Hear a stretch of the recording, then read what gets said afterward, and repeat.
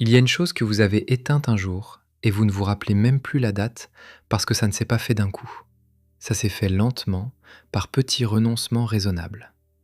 Une envie de peindre, d'écrire, de monter quelque chose à vous, d'apprendre un métier qui vous faisait battre le cœur un peu trop fort.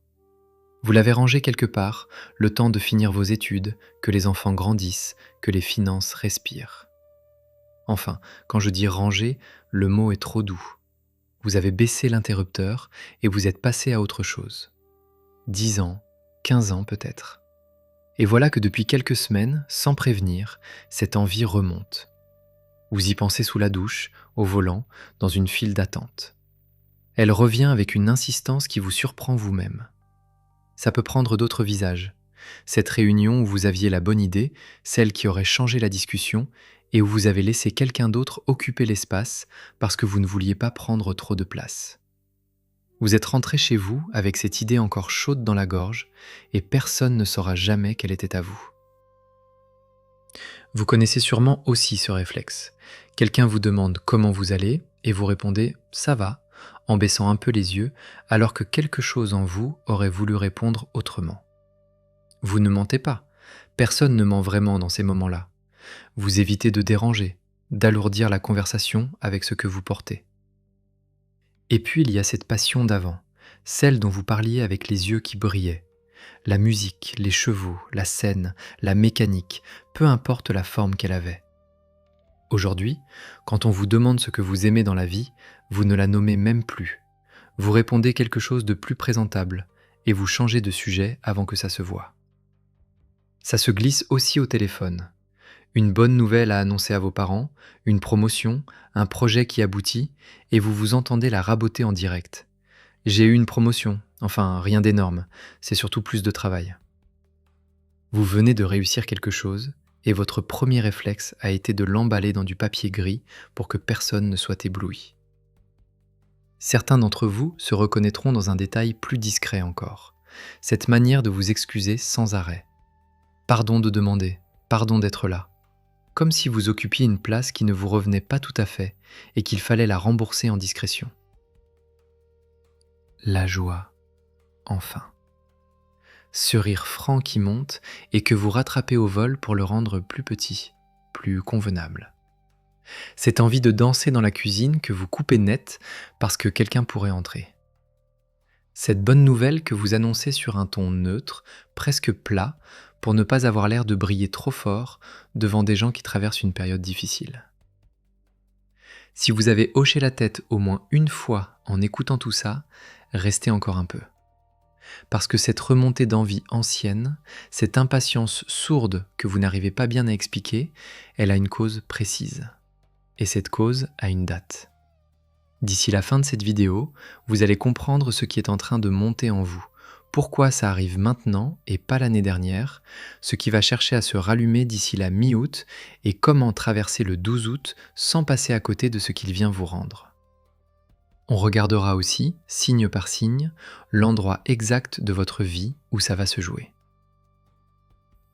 La date donc, le mercredi 12 août 2026, une nouvelle lune se forme à 20 degrés du Lion.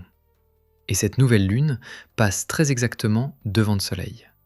Éclipse totale de soleil, la version rare, celle où le jour disparaît vraiment.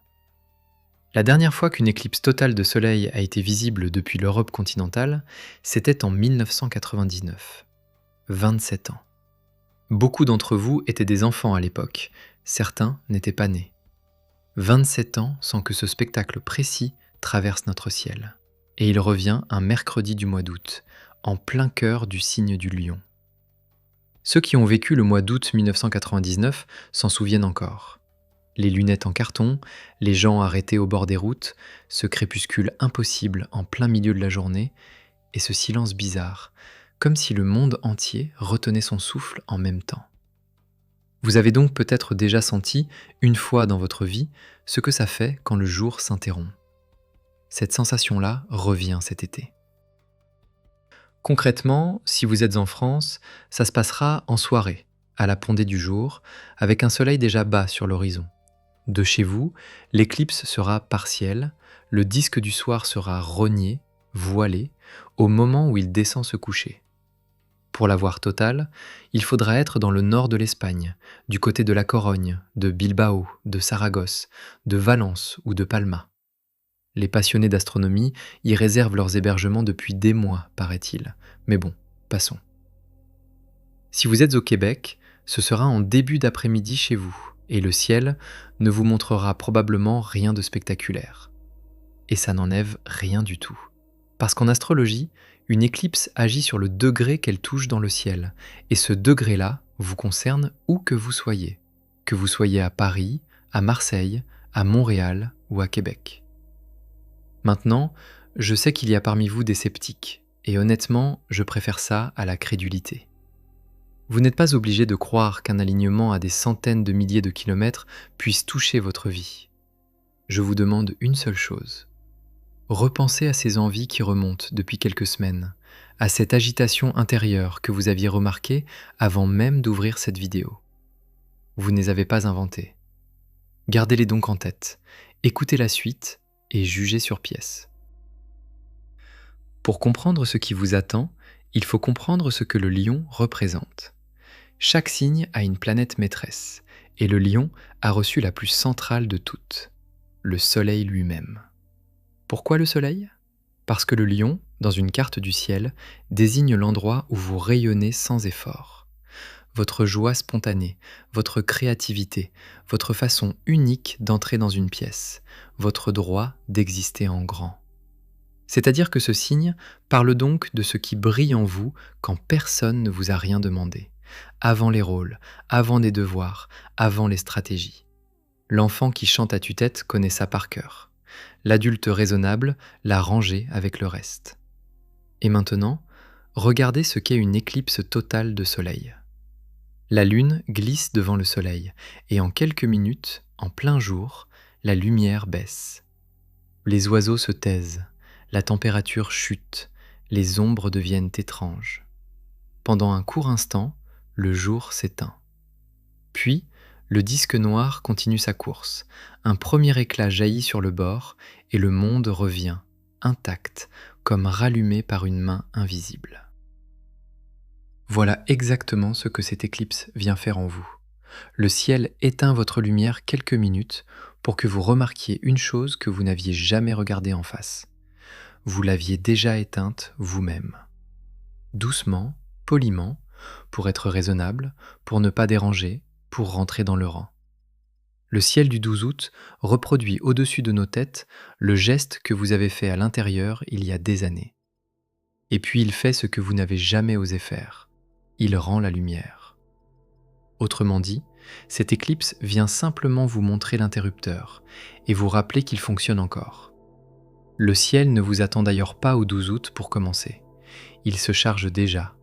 Depuis le 30 juin, Jupiter est entré dans le Lion. Jupiter, la planète qui agrandit tout ce qu'elle touche, installée pour une année entière dans le signe de votre lumière. Le 22 juillet, le Soleil entrera à son tour dans le Lion, comme chaque été. La saison du cœur s'ouvre. Et le 12 août, la nouvelle lune vient éclipser ce Soleil en plein milieu de sa propre saison.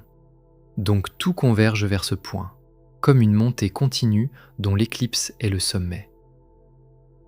Concrètement, dans votre vie, voilà ce qui monte d'ici là. Vous allez d'abord sentir une irritation neuve, presque physique, devant vos propres petitesses. Enfin, irritation, c'est encore trop faible. Une impatience, quelque chose qui gratte. Ce « ça va » automatique va commencer à vous rester en travers. Cette façon de vous asseoir au fond de la salle va vous agacer, alors qu'elle vous rassurait depuis des années. Des souvenirs vont remonter aussi, et des souvenirs très ciblés. Les moments où vous brillez. Un spectacle d'école. Cet été où vous étiez drôle, léger, aimant, sans calcul. L'époque où vous portiez des couleurs. Votre mémoire va ressortir ces images-là, précisément, parce qu'elle sent ce que le ciel est en train de préparer, et qu'elle veut vous montrer le modèle d'origine. Il y aura des gestes plus étranges. Une envie soudaine de racheter un instrument, de rouvrir un carnet, de descendre une boîte du placard. Certains d'entre vous vont dire non pour la première fois depuis longtemps, un non simple, sans justification de 3 minutes, et ils seront presque déçus que le monde ne s'écroule pas, tellement ils avaient payé cher pour l'éviter.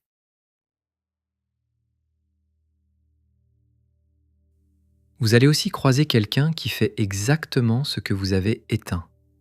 Une ancienne collègue qui expose ses toiles, un cousin qui a ouvert son atelier, une voisine qui remonte sur scène à 50 ans passés. Et au lieu de la petite admiration polie habituelle, vous allez sentir un pincement net, presque désagréable. Ce pincement a l'air d'une petite jalousie. Regardez-le mieux.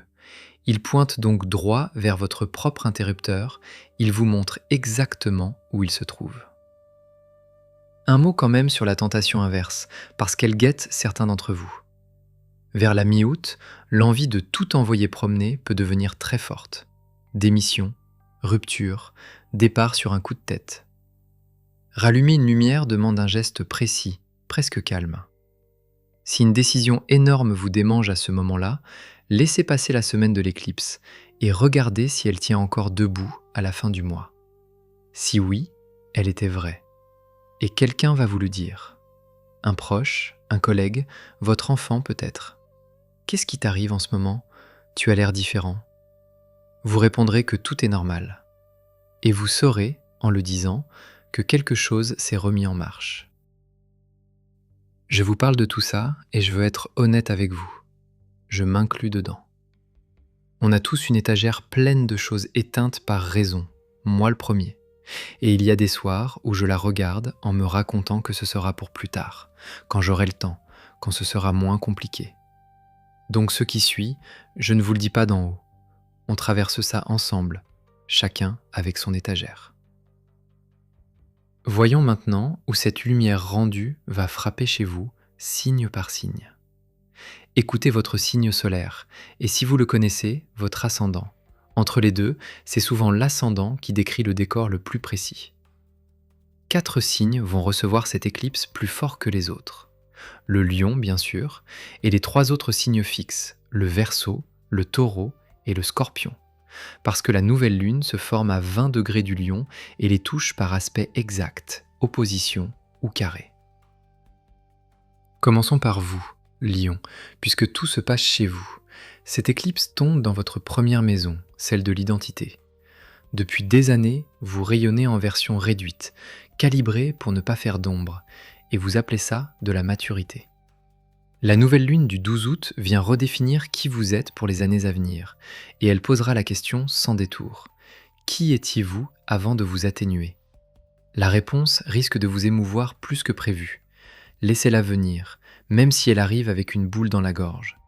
Avec Jupiter installé chez vous, en plus de l'éclipse, ce mois d'août ressemble à un nouveau départ comme vous n'en avez pas eu depuis très longtemps. En face, il y a le Verseau, touché par l'opposition. Chez vous, cette éclipse éclaire la maison des relations, le couple, les associations, les face-à-face. Vous êtes devenu expert dans un art discret, celui de vous effacer pour que le lien tienne. Cédez sur le film, sur le restaurant, puis sur des choses beaucoup moins anodines. Autour du 12 août, quelque chose bascule dans une de vos relations importantes, et vous allez découvrir que l'autre pouvait très bien vous aimer en pleine lumière, que votre version atténuée n'avait jamais été le prix à payer. Certains liens vont s'en trouver transformés, d'autres vont montrer leurs limites, et dans les 2 cas, vous y gagnerez en vérité. Chez le Taureau, l'éclipse descend dans les fondations, la maison, la famille, les racines. Ce que vous avez éteint, vous, c'était souvent pour préserver la paix du foyer, pour rester le pilier fiable pendant que les autres se permettaient leurs orages. Attendez-vous à ce qu'une conversation de famille, une décision autour d'un lieu de vie ou un simple moment à table vienne rouvrir le dossier. Vous avez le droit d'être autre chose que le mur porteur de tout le monde, et la mi-août viendra vous le prouver par les faits. Un détail à surveiller chez vous, l'envie de réaménager, de repeindre, de vider une pièce. Suivez-la, elle prépare le terrain à quelque chose de plus grand que de la décoration. Le Scorpion, lui, reçoit cette éclipse au sommet de sa carte, dans la maison de la carrière et de la visibilité. Vous qui préférez agir dans l'ombre, maîtriser sans apparaître, le ciel va vous pousser sous la lumière, probablement malgré vous. Une reconnaissance que vous aviez cessé d'attendre, une proposition qui vous expose, un rôle plus visible que d'habitude. Votre premier réflexe sera de refuser, par prudence, par habitude. Prenez 24 heures avant de répondre. Ce qui arrive vers le 12 août récompense des années de travail que personne ne voyait. Pour les 8 autres signes, l'éclipse travaille aussi, un cran moins fort, mais sur des zones très précises de votre ciel. Du côté du Bélier, elle illumine la maison de la joie pure, de la création et des amours. Un élan du cœur inattendu, un projet créatif qui repart, une légèreté que vous n'aviez plus ressentie depuis des années. Accueillez-la sans lui demander ses papiers. Les Gémeaux verront la lumière revenir dans les mots. La phrase que vous avalez depuis des mois, celle que vous reformulez sans jamais la dire, va trouver sa sortie autour du 12 août. Dites-la simplement, elle est prête depuis longtemps. Si vous êtes Cancer, ça se joue dans la maison de la valeur, ce que vous valez, ce que vous acceptez, ce que vous demandez. Vous allez réévaluer à la hausse, et ce sera juste, au sens le plus exact du mot. La Vierge traverse cette éclipse dans sa maison la plus secrète, la 12e. Chez vous, ça remonte par les rêves, les intuitions, les larmes sans raison apparente. Quelque chose d'ancien demande à sortir de l'ombre juste avant votre saison, qui arrive dans la foulée. Laissez remonter, même sans tout comprendre tout de suite. La Balance, de son côté, voit la lumière revenir dans le cercle. Les amis, les groupes, la place qu'on vous donne et celle que vous prenez. Vous allez remarquer très vite qui vous éteint et qui vous rallume, et le tri se fera presque tout seul. Le Sagittaire va sentir l'appel du large, puisque sa maison des horizons lointains s'éclaire. Un projet de départ, une formation, une idée classée dans la catégorie « un jour peut-être » repasse en catégorie « pourquoi pas maintenant ». Et vous, Capricorne, vous recevez cette éclipse dans la maison la plus intime, celle des liens profonds et de ce qu'on partage vraiment. Votre chantier du mois d'août, donc, laissez quelqu'un vous voir sans armure, une fois. Une seule fois suffira à changer la suite. Restent les Poissons. Chez vous, ça se passe dans le quotidien, le corps, les habitudes. Toutes ces petites extinctions de tous les jours, sauter le repas, remettre la marche à demain, accepter une tâche de plus sans rien dire. Le 12 août vient réorganiser vos journées autour d'une idée simple. Votre énergie est une lumière, cessez de la distribuer à perte. Le 12 août au soir, donc, si vous êtes en France, sortez. Le soleil sera bas, la lumière déjà dorée, et pendant un long moment, le disque du jour sera rogné par la lune, juste au-dessus de l'horizon. Si vous êtes au Québec, ce sera au milieu de votre après-midi. Rien à voir dans votre ciel peut-être, mais accordez-vous 5 minutes de pause à ce moment-là, même au travail, même dans le bruit. Parce que pendant ces minutes, quelque part au-dessus de l'Atlantique et de l'Espagne, le jour va s'éteindre en plein jour, puis se rallumer. Le ciel aura fait en quelques minutes ce que vous avez mis des années à vous faire. Sauf que lui rend la lumière tout de suite. Ce soir-là, dans les rues d'Espagne, des milliers de gens vont pleurer sans savoir pourquoi. C'est documenté, ça arrive à chaque éclipse totale. Des adultes très rationnels, venus en curieux, qui se retrouvent en larmes au moment où la lumière revient. Je crois que je comprends ce qui les traverse. Voir le jour rendu, après l'avoir cru parti, ça touche quelque chose de très ancien en nous, quelque chose qui espérait encore. Et c'est là que tout se joue. Parce que cette lumière rendue, il faudra bien la poser quelque part. Elle ne retournera pas d'elle-même dans la pièce que vous avez fermée. Elle attendra votre geste. Un carnet rouvert, un appel passé, une inscription, un vrai rire, une phrase dite à voix haute devant témoin. Quelque chose de petit, probablement. Les rallumages commencent toujours petits. Une étincelle sur le bord du disque, et puis le jour entier. Alors je vous laisse avec la question que cette éclipse posera à chacun de nous, et prenez le temps qu'il faut, vous avez jusqu'au 12 août pour y répondre. Quand la lumière reviendra, qu'est-ce que vous rallumerez en premier ?